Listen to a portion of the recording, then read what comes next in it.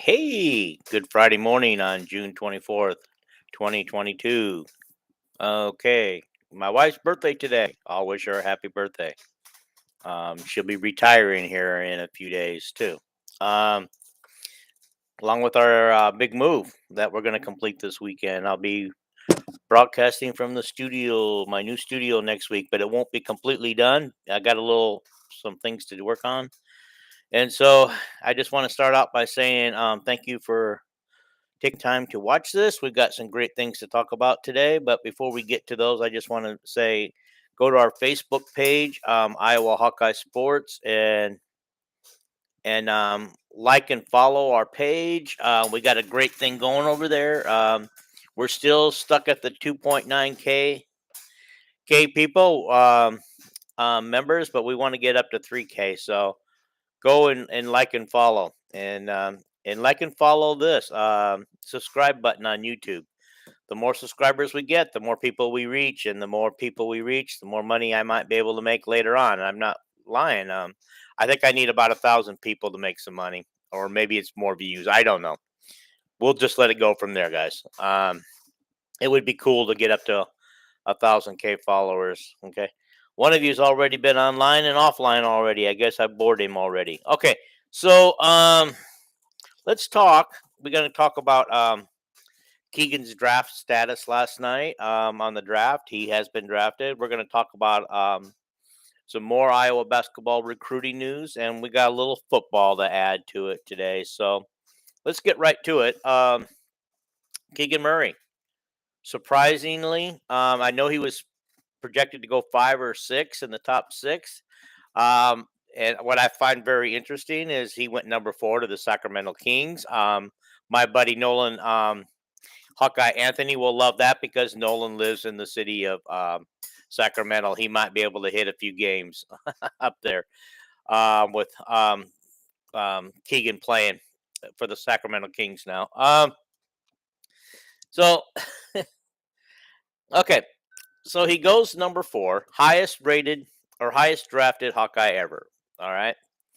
And so here we go. The previous high was Fred Brown.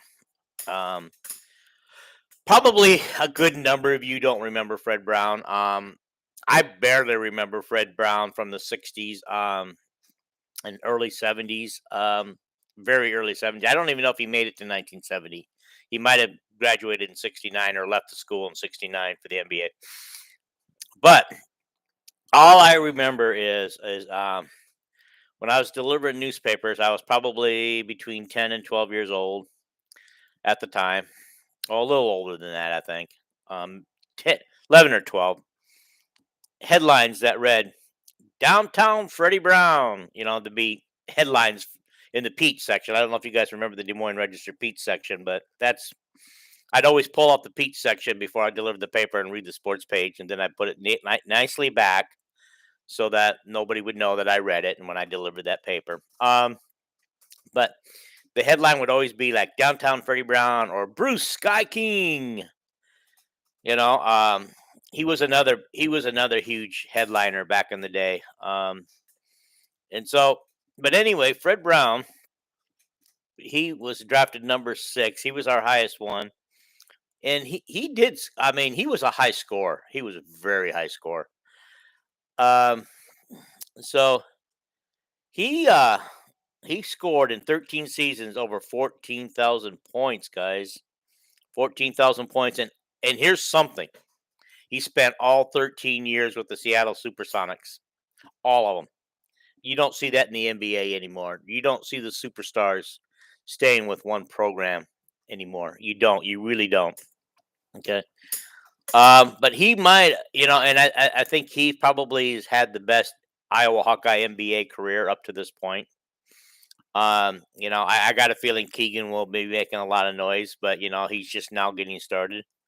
Um, Another one, a lot of people barely remember Ricky Davis because he was a one and doneer for Iowa. I barely remember his time at Iowa, but he scored close to 10,000 points during his 11-year career. I believe his best season was with Cleveland, and he spent most of his career playing for losing teams. He originally got drafted number 21 by the Charlotte Hornets, so he was a first rounder, guys. He was a first rounder, and so that made sense for him to leave that year. And he did struggle his first few years in the NBA, but he eventually figured it out and became a force in the NBA. Here's another one.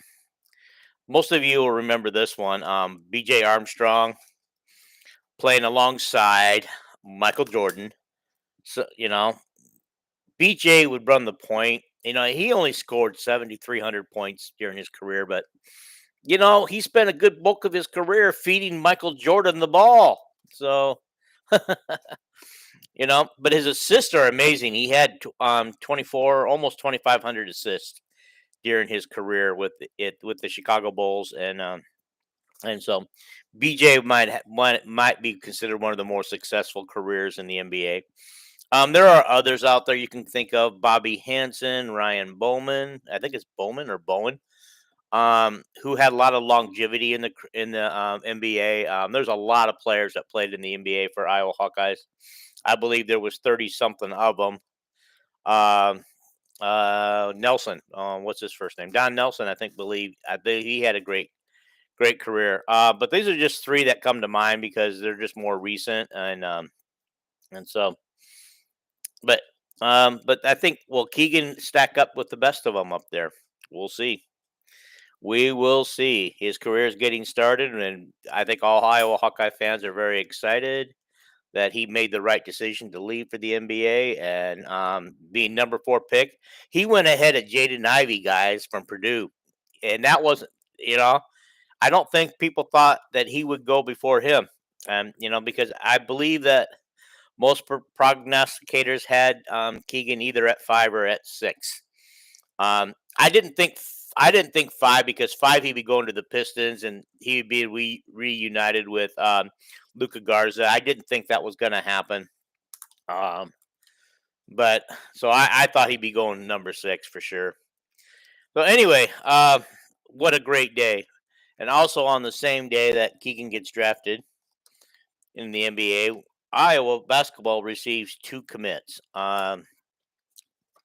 First one, or I think the first one was earlier in the day. Cooper. Okay, I believe everybody pronounces it Koch. Was it J.R. Koch or J.R. Cook when he played for Iowa? That's who Cooper is the son of. I'm going to tell you the reason why I call it Cook is because our best friends and neighbors had their name spelled the same way, Koch, and they always went by Cook. They never went by Koch. It was always Cook. And so, but I believe if I remember right, JR was called JR Koch, and that's probably, his son obviously would be Cooper Koch.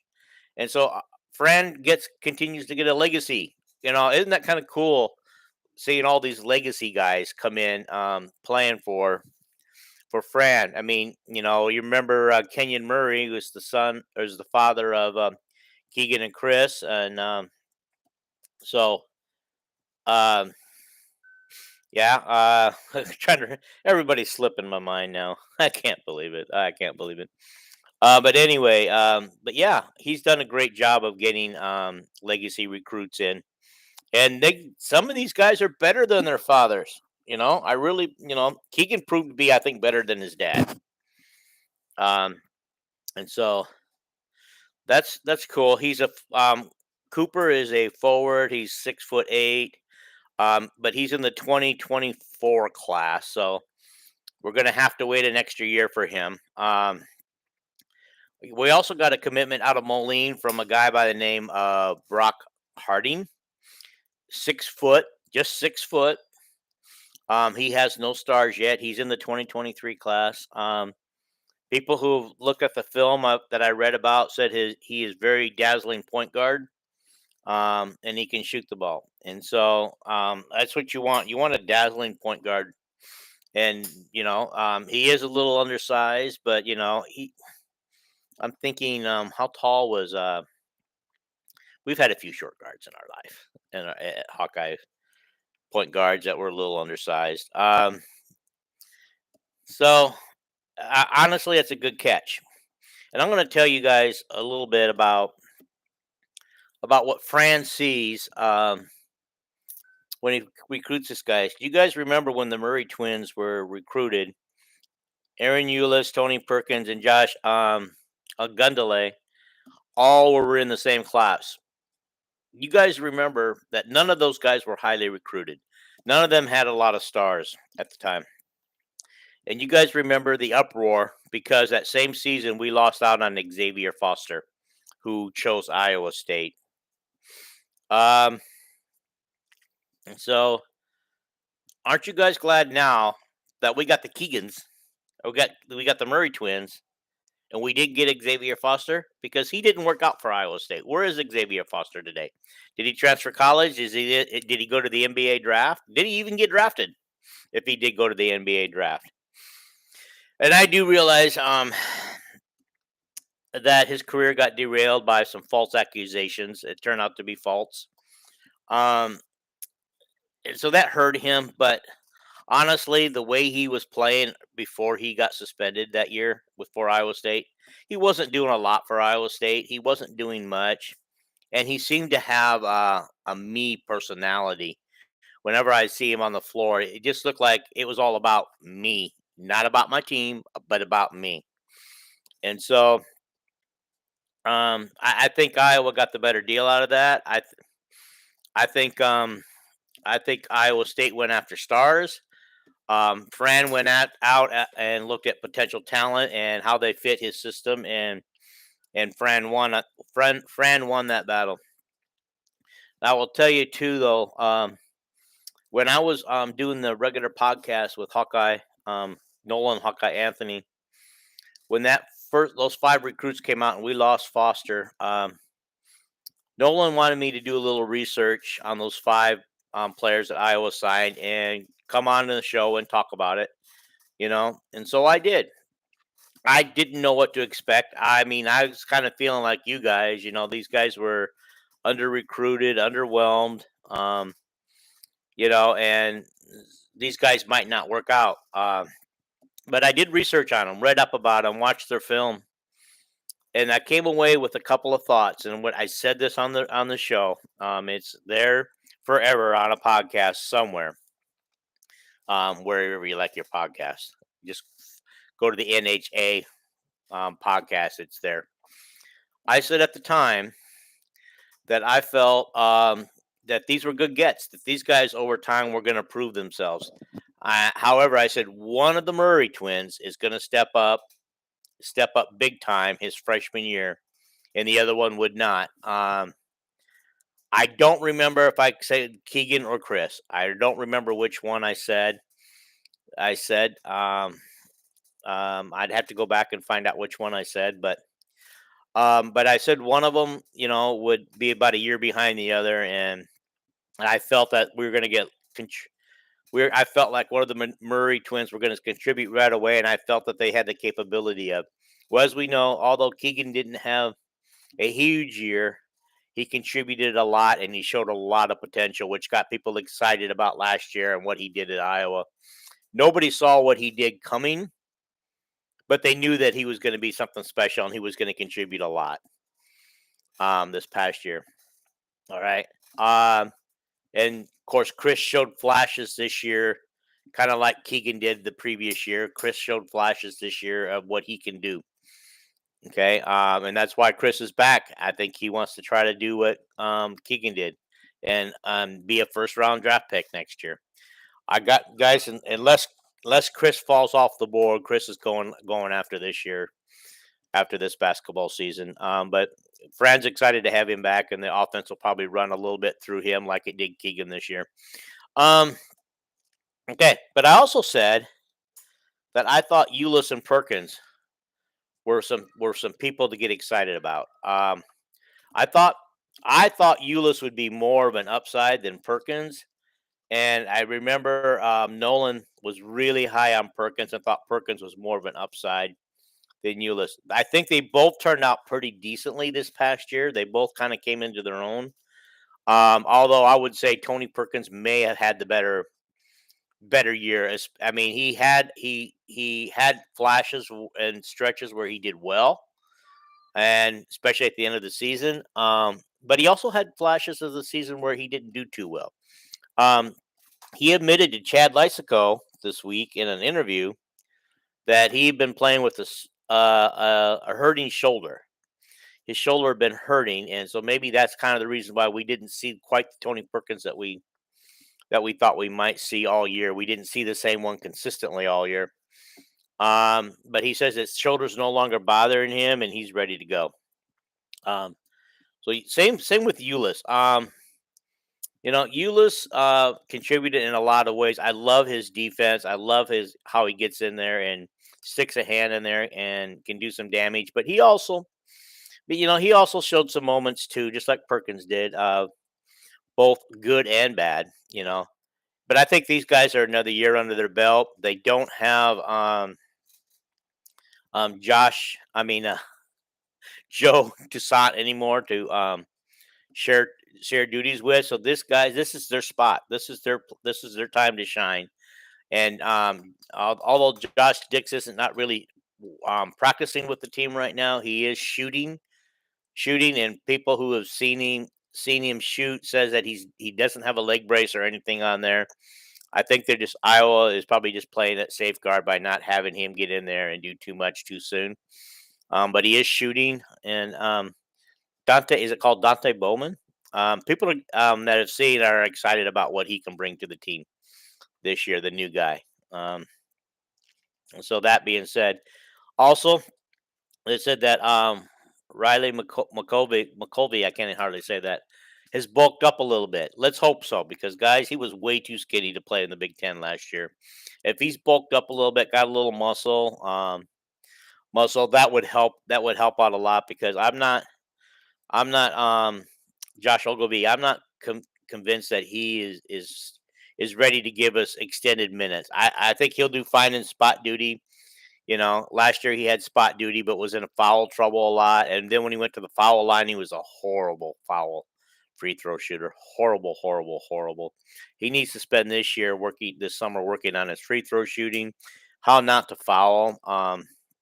You know, but he did show flashes in that Purdue game that he is capable of stepping in there in short periods and doing some good things. And so, all um, I think at the time when I was talking about these five, I said I thought only Joshua Gundele would not be contributing as much very soon. Although I would have to admit, I thought by now his junior year that he'd be contributing a whole lot more than he did, than he has. So that's kind of sad. But um, we also didn't foresee that these guys being thrown into the fire.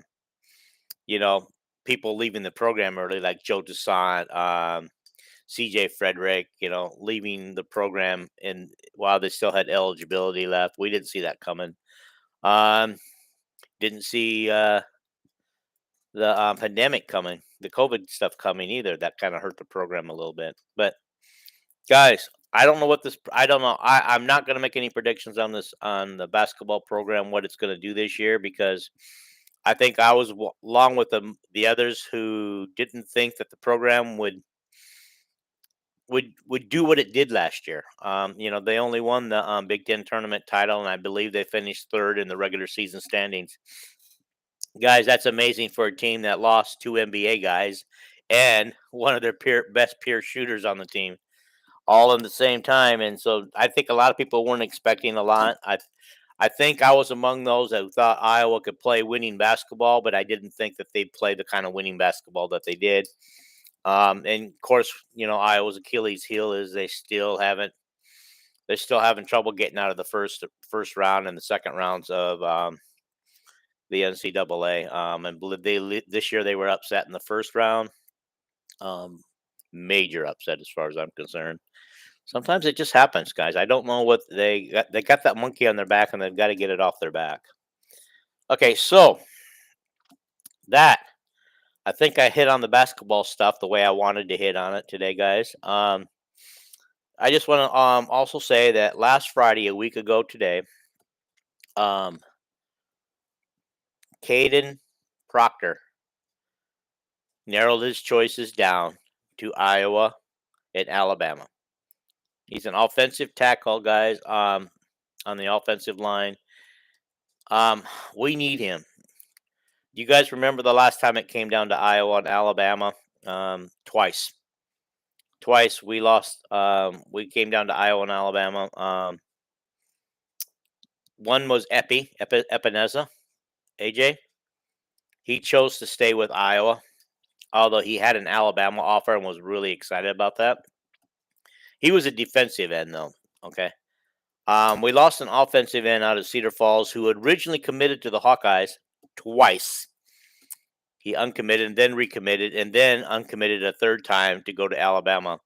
Guys, I don't know anything about his career. I can't even think of how to pronounce his name right now, but you guys all know who I'm talking about. I don't know if he's in the NFL right now or what's going on with him or how he did at Alabama. If you guys want to add some comments and tell me, hey, this is what he did, that would be great because I don't know if he made a good move going to Alabama or not. I know the fans been kind of upset and kind of hurt over the years that we lost out to Alabama on him.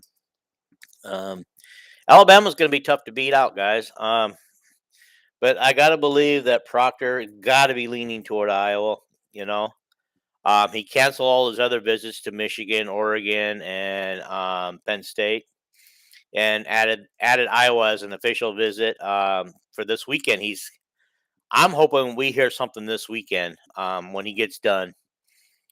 Because he'd be playing with some possible future teammates that have already committed that are going to be there, and this is a big, huge recruiting weekend. They got 20 people on campus this weekend. 8 of them or 7 of them, 7 of them already committed to Iowa. Proctor, who's among the 13 who hasn't, is up against a lot of great people.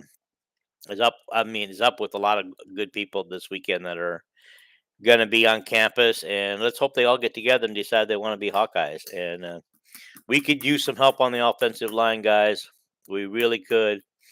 Iowa's known as an offensive line team, and it's it's not proven that this past year. Okay, if Iowa has a great offensive line, then Iowa's mediocre quarterbacks, and that they really are. Let's face it, our quarterback play has been mediocre at best over the years.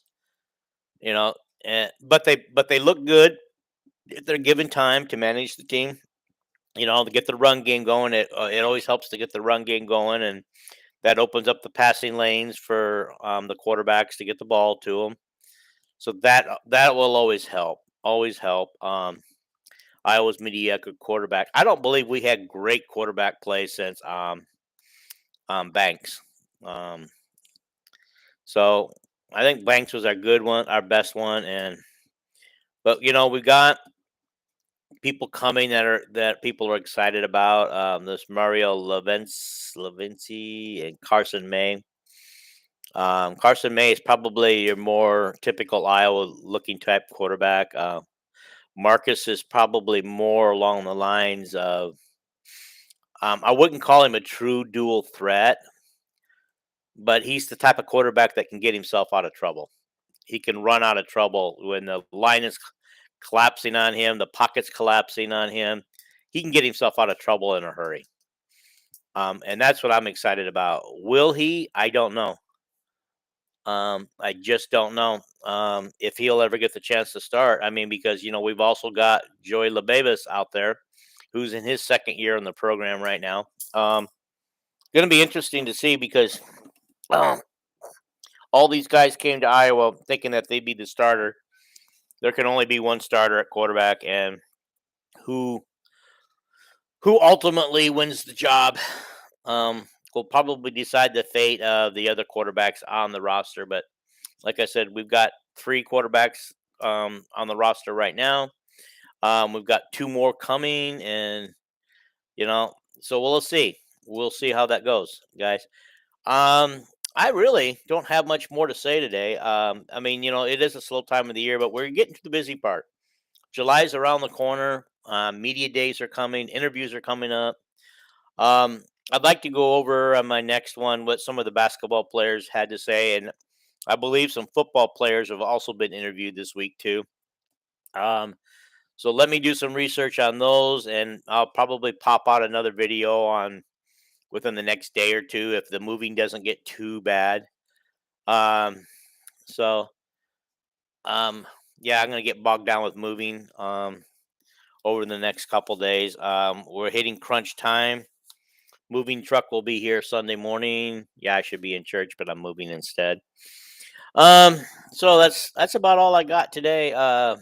So I'm excited for the move this weekend. I'm excited for Keegan Murray. And his draft status. I'm excited for Iowa and the notoriety that it brought to Iowa this week. Because every time they bring up Keegan Murray, he's out of Iowa. He did this at Iowa during his 2 years. He did this last year at Iowa. And I can't help but think that this will have a positive effect on recruiting, which, obviously yesterday it did. They got two people to commit yesterday. And so how exciting is that? So let me get out of here. Another short show, under 30 minutes. I always figure if I'm under 30, I'm short. If I'm at 30, I'm about right, and if I go over 30, I feel like I've gone too long. So, guys, I'm going to get out of here, end the stream, and hey, have a great day and have a great weekend. Bye.